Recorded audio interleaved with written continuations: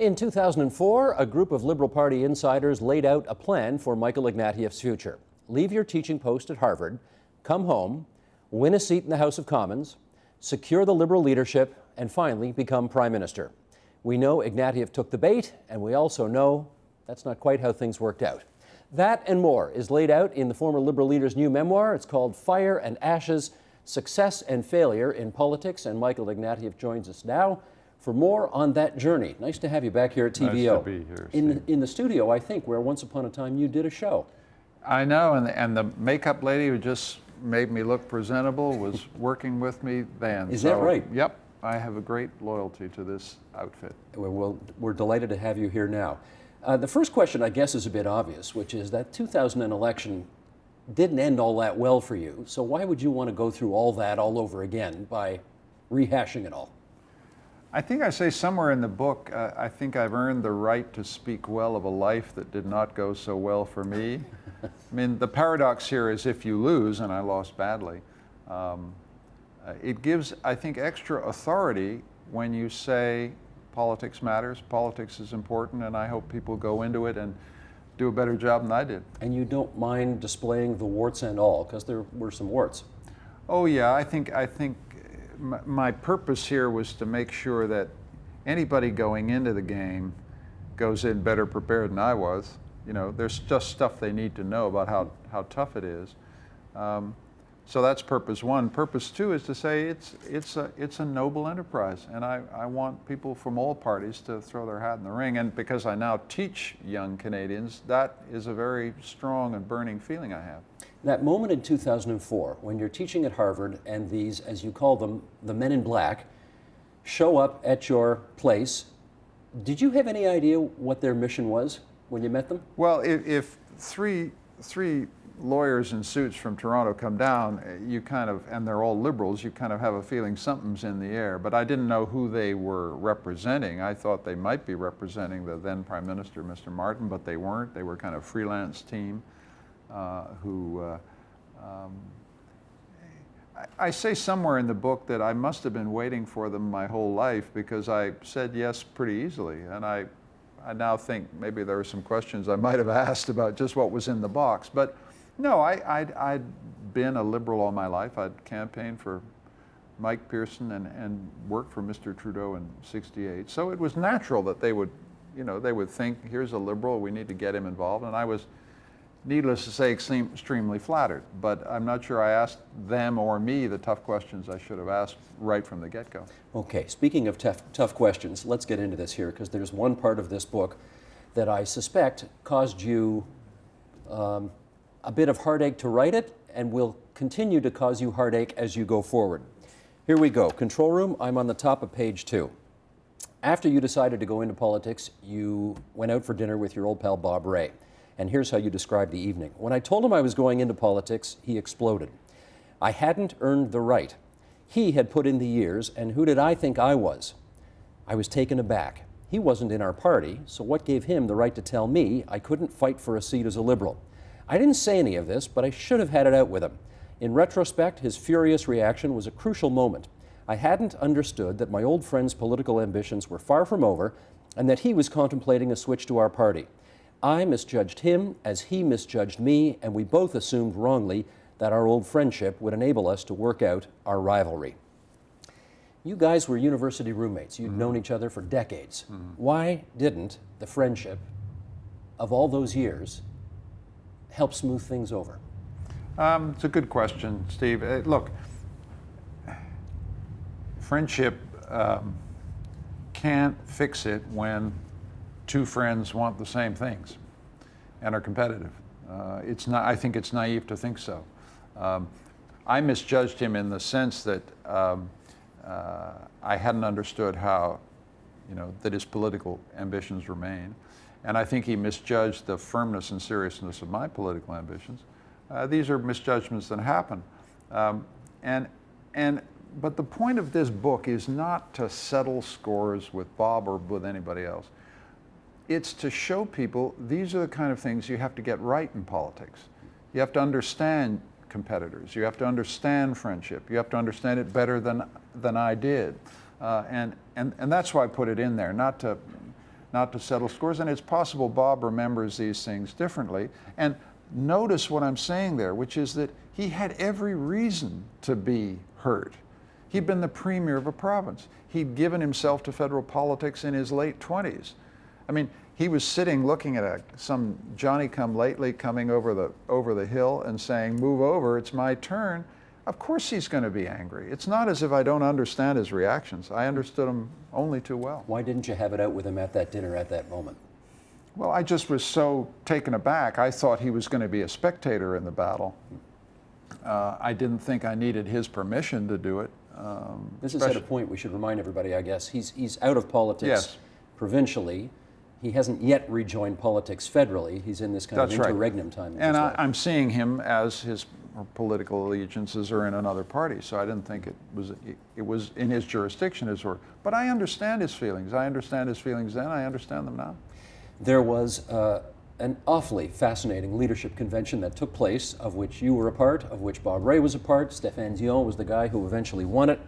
And there is a moment when Bob Rae has dropped off the ballot and has to make a decision. Do I go to Dion? Do I go to Ignatieff? Do I sit on my hands?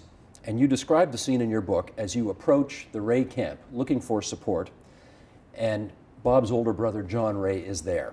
And again, control room, top of page 3, let's read an excerpt from Michael Ignatieff's book on that. Now we were face to face, and the question was whether he would reach out and shake my hand. If he did, that meant the Rae camp would come over to me. The leadership would be mine. Instead, he, this is John Rae, did something that shocked me then and shocks me now to recall it. He bared his teeth with the ferocity of an animal defending a lair, extended his arms, went into a crouch to ward me off, and screamed, "Back!" I'd never seen a face so twisted with rage and anger, and a strange and touching desire to protect. This wild, passionate, animal desire to win, and the animal hurt at losing, must figure in any honest account of politics. Do you think John Rae was representative of how Bob Rae was feeling at that moment? I have no idea. I have no idea. I record that. Again, I want to emphasize, I've known the Rae family for 50 years, and I've known John since we were teenagers. To record the raw, primal emotions that go into politics. And what strikes me again was that protective desire to protect his brother. For John, family is everything. For the Rae family, family is everything. I respect that, in fact, and admire it. But in politics, it produced this kind of incredible reaction. So I backed off. I understood that something primal had been triggered here. And as I say, I respect that. And my point in telling the story is not to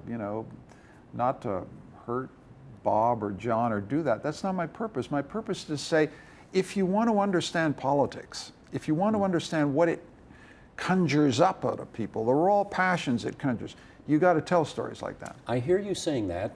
Did you give Bob or John a heads up that you'd be including that in the book? I've sent them a copy, yeah. Because you would not be shocked. I haven't spoken to either one of them about it, but you wouldn't be surprised to hear that they may not be inferring what you're implying. They may see this as an attempt to settle scores or something. No, of course, and I understand that. I even respect that. And the word respect's important here. Bob Rae is an incredible politician, and I am in a better position than almost anybody to appreciate that. I also know something about the family. It's an incredible family for whom I have nothing but respect. But this happened. I'm not making this stuff up. And if it happened, it seems to me to belong properly in a political memoir that tells the truth about what happened. Are you guys still friends? Yeah, we exchange greetings. I have nothing but friendly feelings towards him. Are you on speaking terms? I hope so. That's not I know so. That's I hope so. That's I different. hope so. Well, look, a lot has happened. Yeah. A lot has happened. Okay, moving on. Let's talk some more brass knuckles politics here, because you were the deputy leader of the Liberal Party after that convention that Stéphane Dion won. And of course, one of the most historic things in the country's history happened at that point. We had the Conservatives winning the election, but we had the Bloc and the Liberals and the NDP putting together, I guess what they called the coalition, to try to take power away from them and form the government. How much of that were you in on? Almost none of it. What's interesting, I was Dion's deputy, but for quite understandable reasons, let me make me clear. he gets into a negotiation with Mr. Layton and Mr. Duceppe about forming a coalition pact. He wants to keep it tight because it's an explosive and radical decision. By the way, he's agreed to step down, so you know we're in pretty uncharted territory. He didn't tell me. I learned about it kind of on the grapevine. I think immediately my intuition is that it's wrong, and it's wrong because we don't have the numbers. What people have to remember about that coalition episode is that we had lost seats, the NDP had gained some seats, the Bloc had gained some seats, but crucially, Mr. Harper was 12 seats short of a majority. The voters of Canada had sent Mr. Harper back to the House of Commons with more seats, and we'd lost seats. I'm going to push back on that. Yeah. The voters of Canada gave more seats to the people who didn't want Harper to be in than those who wanted Harper to be in. So what do you mean you didn't have the numbers? You did have the numbers. We didn't have the numbers in the House in the quite specific sense that the survival of a coalition between the NDP and the Liberals would depend on support from a party committed to the breakup of the country. That raises a fundamental issue of principle. And it's not personal. Many of the people in the Bloc Québécois are excellent members of Parliament. Gilles Duceppe is the kind of person who would probably keep a bargain. But you didn't want your government dependent on separatist support. I don't want a liberal government, a liberal party with the heritage we have in defense of national unity, to mortgage the future of Canada to dependence on the separatists in the House of Commons. In which case, I just thought this doesn't add up. So why'd you sign the agreement? Because it became an issue of party unity. It became an issue of you don't sign this, you'll blow the party up. And we were close to blowing it up as it was. But there are moments when you clearly disagree with the leader, and the leader says to you as a direct command, you got to sign it. So I became the last or second last to sign the agreement.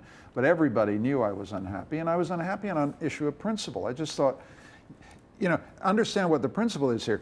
I'm strongly in favor of coalition government for Canada in the future. I think coalition government should become a normal part of our political system, and I hate the way in which the Conservatives, to be blunt, demonize the idea of a coalition. Coalition could be good for Canada and give us moderate government.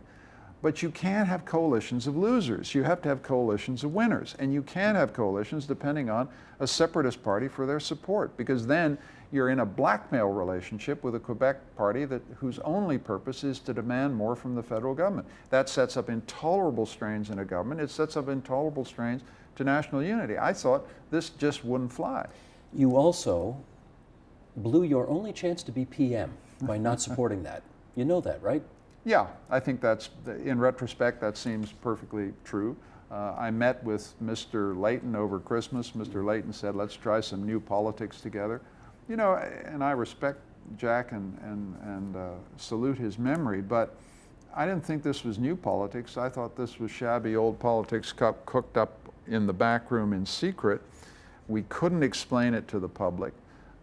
There would always be a third of the country that had voted Conservative that thought we basically stole power. There were legitimacy problems, not constitutional legitimacy problems. It is legitimate to form a coalition. But political legitimacy problems seem to me insuperable. I felt it then, I felt it now, but as you say, it cost me my only chance at the top job, and that's how politics goes. And no regrets about that? No, I just make the point that had the numbers been different, that is, had the NDP and us combined had enough seats to hold the confidence of the House of Commons, which is what you have to form a government, of course I would have done it. Of course. That would have been different. Of course it would be different. Okay. Let's talk about language. You've got a bit in this book about how a university professor may talk, or how a pundit may talk, is pretty different from how a politician's got to talk.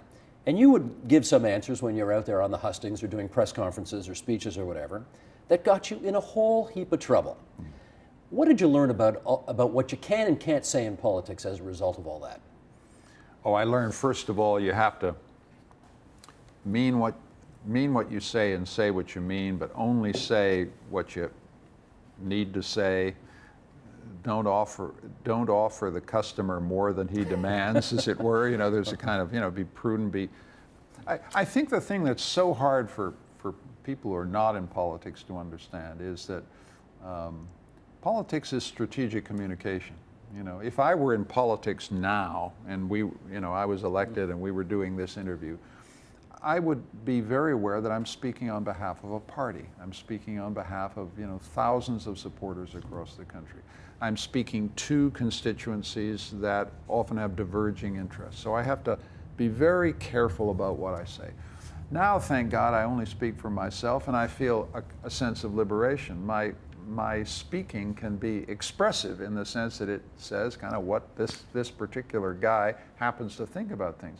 But that's not your job in politics, and it's a lack of discipline to think otherwise. And it took me a while to, as I say somewhere in the book, to fit a filter between my brain and my mouth. And you have to.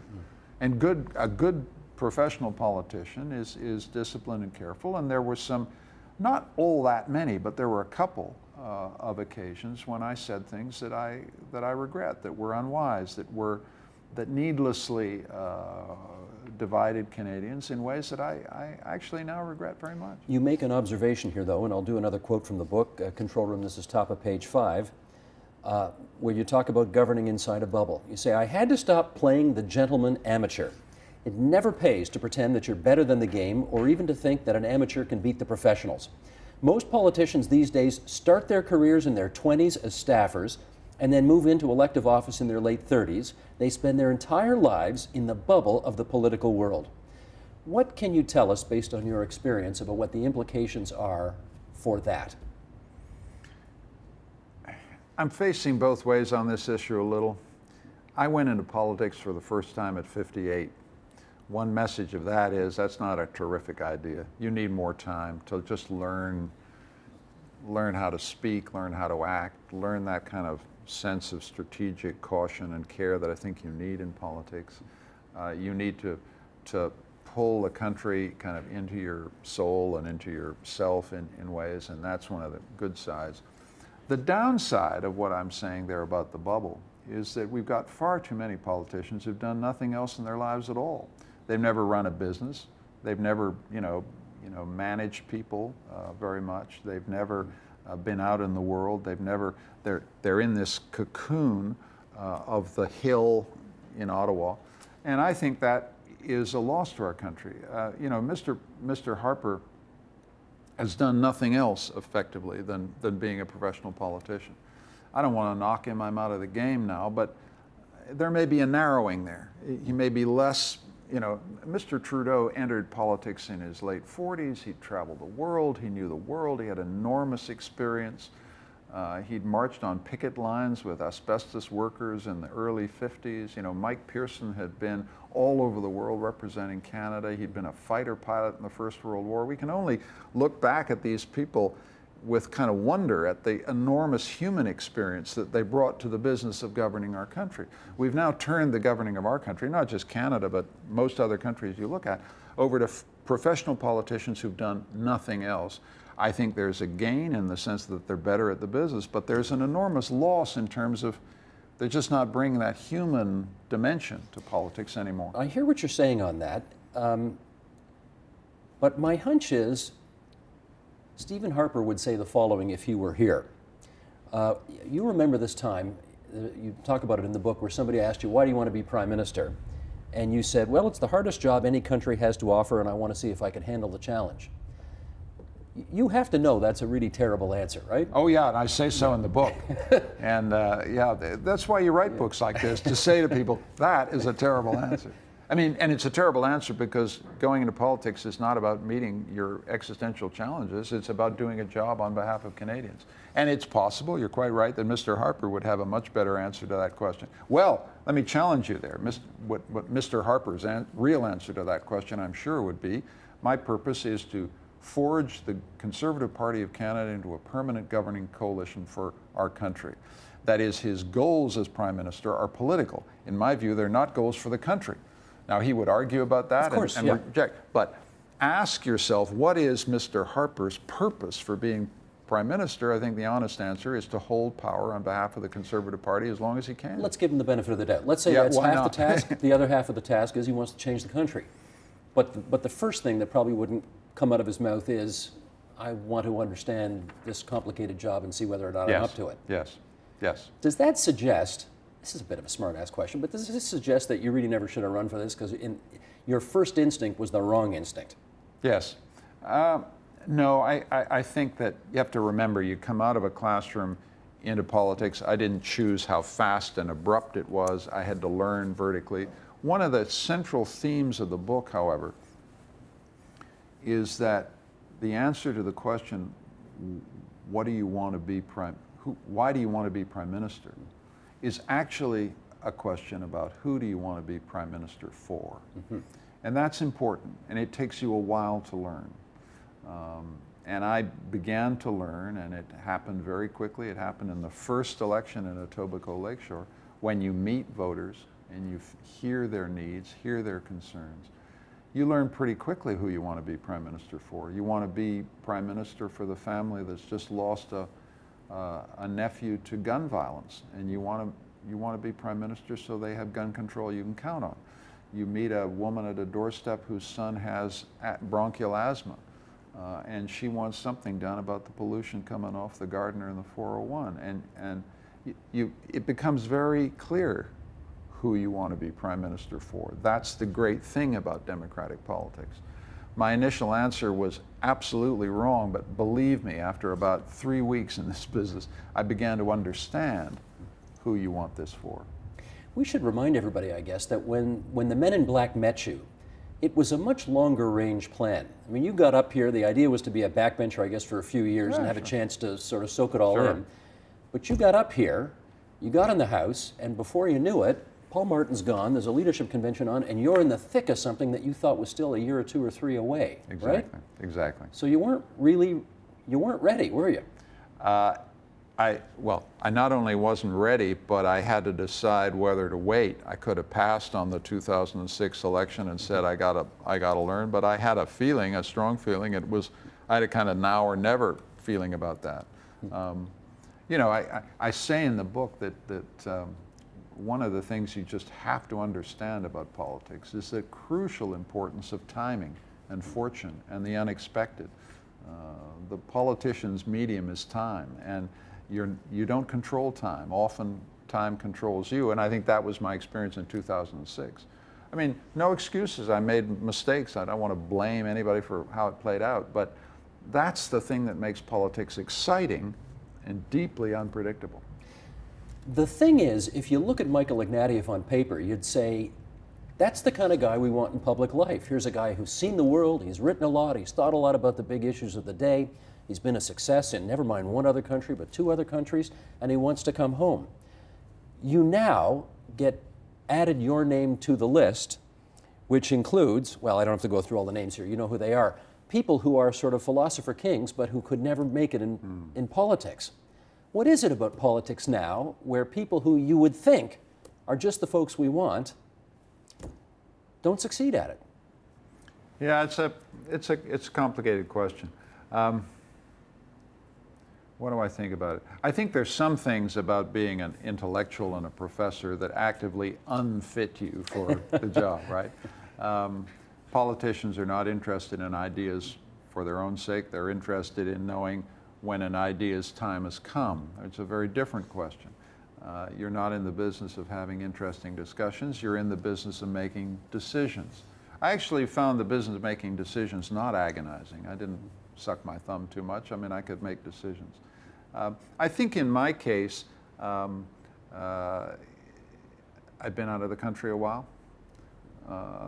One of the things you absolutely need in politics is a deep, intuitive, almost beyond words sense of your country. That takes time to learn. I didn't, because of the way it happened and the timing, I didn't have time to learn it all.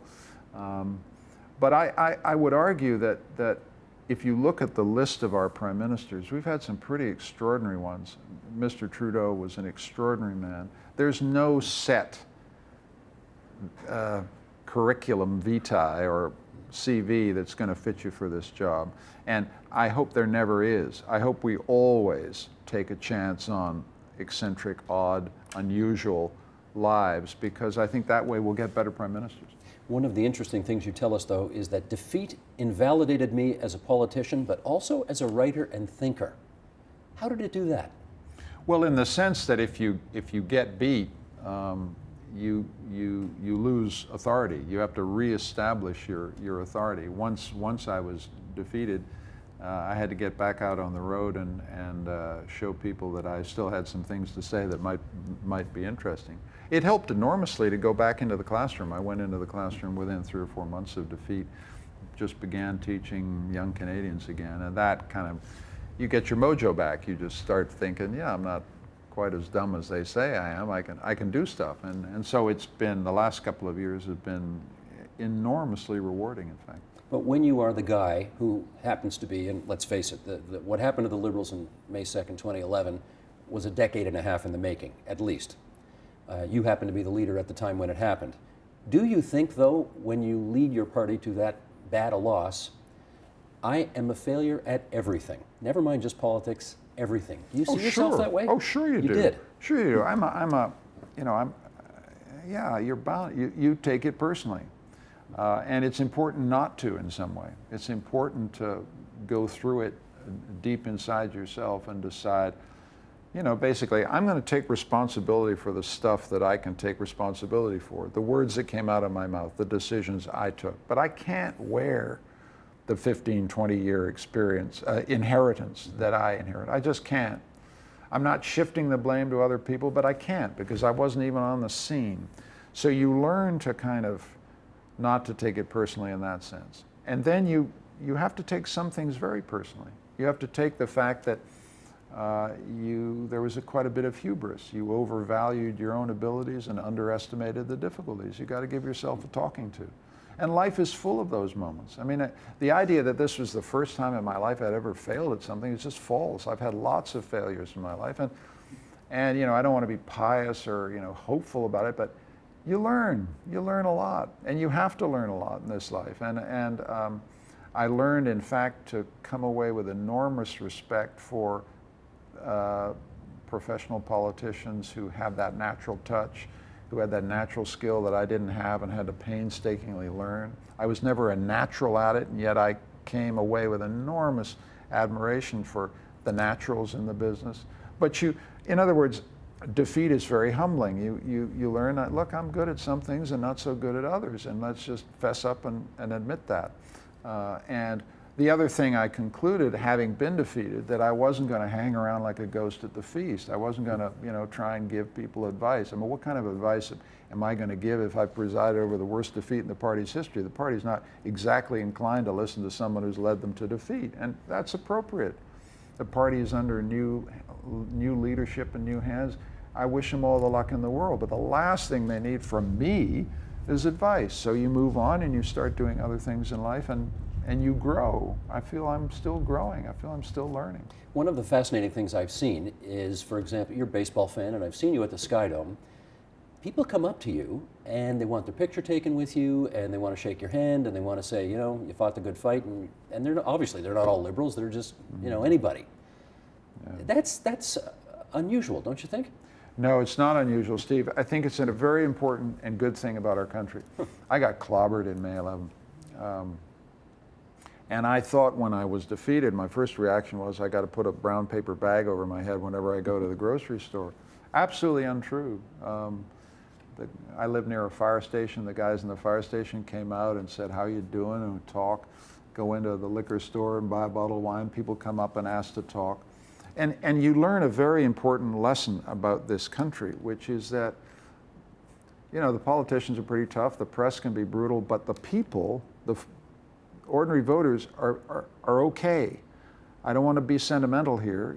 Some of them, have views I don't agree with, but they're okay to you. I've never been in an encounter with a Canadian citizen over the 6 years that I was in politics that was unpleasant. Never once. Never once. And that's important. That is, people understand this thing about politics, which is that you're putting your name on a ballot. You're putting your life in suspension. You're taking a risk. By and large, Canadians respect that. And so we have, in the voters, in the electorate, a very civil, respectful kind of political climate. Ottawa and the Hill is another matter. But the folks that you line up with to get on a plane, you're all talking to you. And most of them didn't vote for you, but they're happy to see you, and I'm happy to see them. And that's been enormously surprising to me and enormously heartening as well. Great. Michael Ignatieff's latest book is called Fire and Ashes, Success and Failure in Politics, and we're grateful you could come into TVO tonight and share some of your thoughts about it. Pleasure. Thank you, Steve. Support Ontario's public television. Donate at tvo.org.